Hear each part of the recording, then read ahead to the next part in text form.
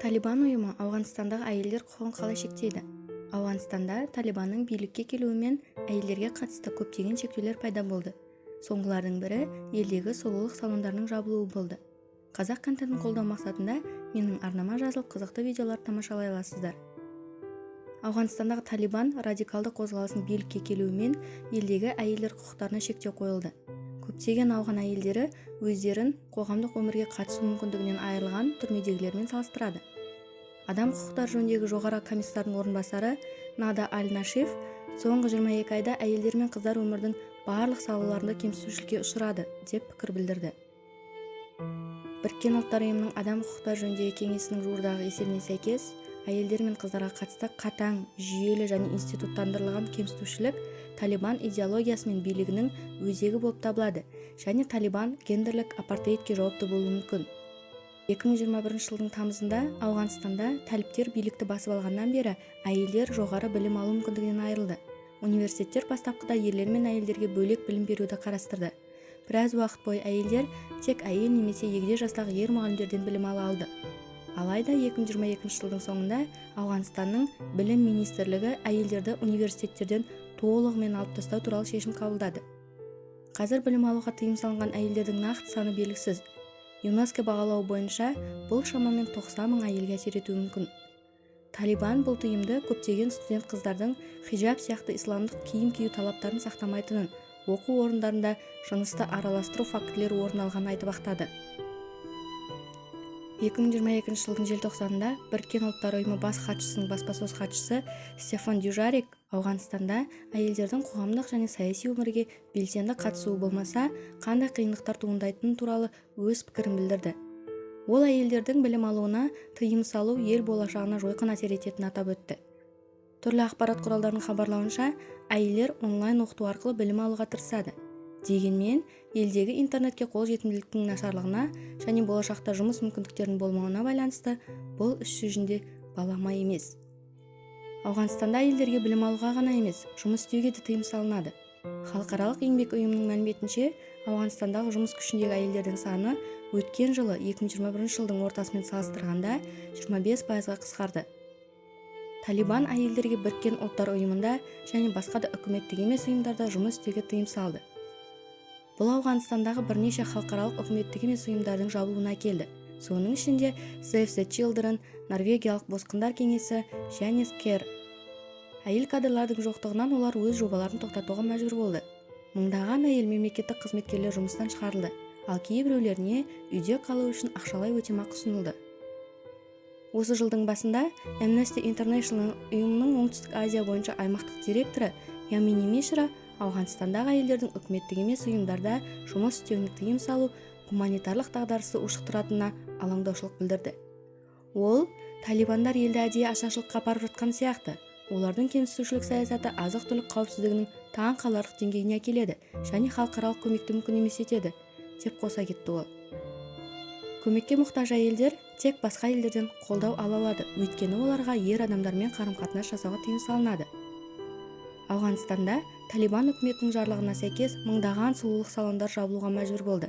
Бұл салондар көптеген әйелдер үшін заңды табыс табудың жолы ғана емес, сонымен қатар олар кездесіп, пікір алмасып, өздерін қауіпсіз сезінетін орындар болған еді. Әйелдердің денсаулығын сақтаудағы шектеулер. Ауғанстан әйелдер, аналар мен сәбилер үшін ең қауіпті елдердің бірі. Жыл сайын 1000 әйелдің 70-ге жуығы жүктілік немесе босану кезінде қайтыс болады. Көптеген аналардың дұрыс тамақтану тәртібі жоқ. Бұл жүктілік кезінде асқыну қаупін тудырады. Босанғаннан кейін балаларын тамақпен қамтамасыз ете алмай қиналады. Шекарасыз дәрігерлер ұйымы тәліптердің әйелдердің медициналық білім алуына және жұмысқа орналасуына тыйым салуы денсаулық сақтау саласына қолжетімділікті айтарлықтай төмендеткенін айтты. Ол әсіресе тәліптердің әйелдер қозғалысын шектеуіне байланысты. Ауылдық жерлерде ең жақын аурухана жиі 75 шақырымнан астам қашықтықта орналасқан және әйелдерге махрамсыз, яғни әкесі немесе күйеуі немесе ағасы сүйемелдеу ретінде жүруге тыйым салынады. Ауғанстандағы көптеген адамдар мұндай ұзақ жолдың ақысын төлеуге шамалар әрең жетеді. Сонымен қатар тәліптер әйелдерге тек әйел дәрігерлерден медициналық көмек алуға құқығы бар заң енгізді. Әйелдерге ауруханада жұмысын жалғастыруға рұқсат етілгенмен, әсіресе ауылдық жерлерде әйел дәрігерлердің саны жеткіліксіз. Сонымен қатар олардың пациенттері сияқты қозғалу мүмкіндігі шектеулі.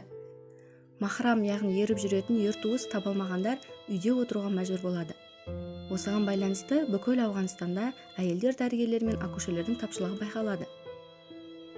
Қатаң дресс-код және спортқа тыйым салу. 2022 жылдың жазында ауғандық тележүргізуші Соня Ниязи бетін жабу талабына қарсылық білдірді, бірақ ол эфирге шыққанда оны орындауға мәжбүр болды. Ауғанстандағы әйелдер денесін жауып тұратын киім киюге мәжбүр. Әйтпесе бұл ережені бұзу олардың ер туыстарының бас бостандығынан айырылуы мүмкіндігіне алып келеді. Әйелдер спорт командалары бұдан былай бәсекеге түсе алмайды. Бұл Ауғанстанның ұлттық әйелдер құрамаларын Австралияға қуғынға жіберуге мәжбүр етті. Талибанның жарлығы Ауғанстандағы әйелдерге саябақтарға, фитнес студияларға, қоғамдық бассейндерге, спорт залдарына және спорт клубтарына баруға тыйым салады. Бұл әйелдердің жаттығуын іс жүзінде мүмкін емес етеді. Әйелдерге қатысты тағы да тыйымдарды атап өтетін болсам, мысалға, еркектерден ештеңе сатып ала алмайды.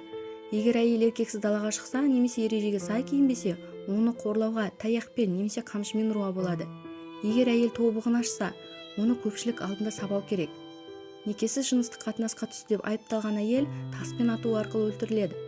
Косметиканы қолдануға тыйым салынады. 1996-2001 жылдары лак қолданғаны үшін саусақтарды кесіп алған жағдайларда болған.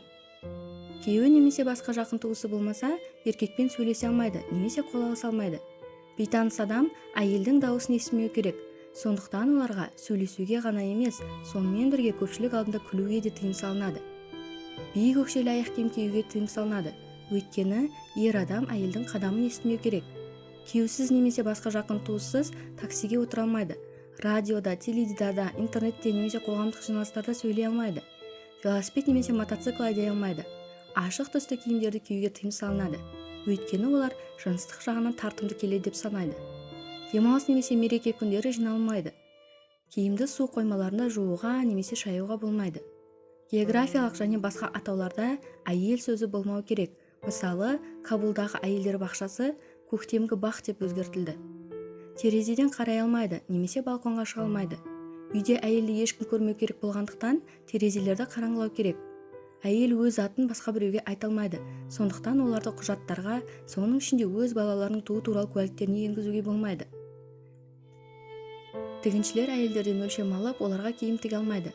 Әйелдерге арналған моншалар жоқ. Әйелдерге арналған арнайы автобуста ғана жүруге болады. Шалбарға тіпті паранжа астына киюге тыйым салынады. Суретке түсіруге немесе өзі фотоға түсуге рұқсат етілмейді.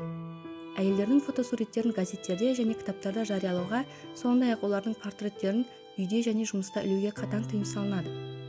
Бұл ережелерге әйелдер мен ерлерге арналған жалпы тыйымдарды да қосу керек.